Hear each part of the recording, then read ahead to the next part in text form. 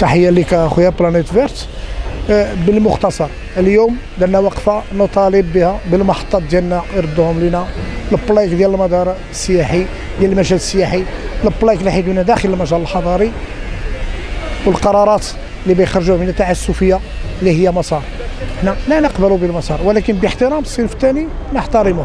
كاين المجالات ديالنا، عندنا المنطقة السياحية وعندنا القطاع الخدماتي للمواطن راحنا خدامين فيه سنين هذه، والمحطة الأم إلا ما ترجع لنا البطوة ترجع بدون حافلة نقل عمومي، أو لا يقدوا لنا المحطة ديالنا اللي محطينا فيها، محطة العار اللي كانوا عطانا فيها وعود ديال 6 شهور، كل صباح يحضر الكاميون، كل صباح يكون البوليس، هادشي كله وعود كاذبة، خلاونا في الخلاء بدون أمن.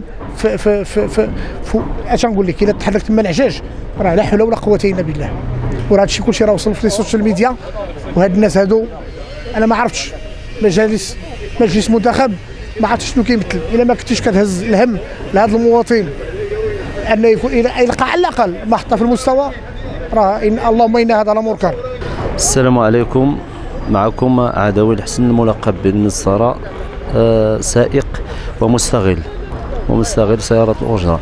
حنا هاد الوقفة درناها على حسب المحطات اللي ما كاينينش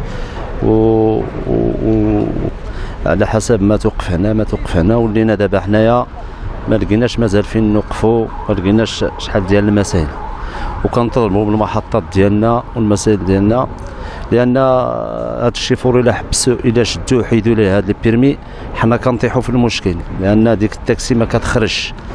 يعني الا حيدوا ليه بيرمي سيركولي ديك التاكسي كتوقف، واصلا ما كاينش بيرمي سيركولي، ما كيدوزوش الامتحانات. حنا واقف هذا بيرمي سيركولي راه ازيد من 6 سنين ولا 7 سنين، هذه السائقين ما كاينينش.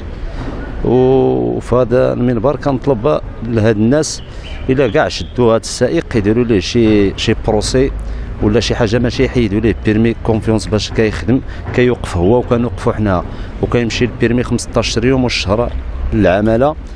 وهذا السيد واقف، حتى حنا عندنا المشكل، خاصهم الا شدوه كاع كان شيء يعمروا ليه المخالفه ويعطيوه الروسي ديالو، لان هذا البيرمي سيركلي كيتخاذ بلا روسي بلا والو، كيتخاذ سيركلي صافي وكيديوها كيصيفطوه للعماله وكيجلس في العماله 15 يوم، المره الثانيه شهر، المره الثالثه حتى 3 شهور، تقريبا 3 شهور.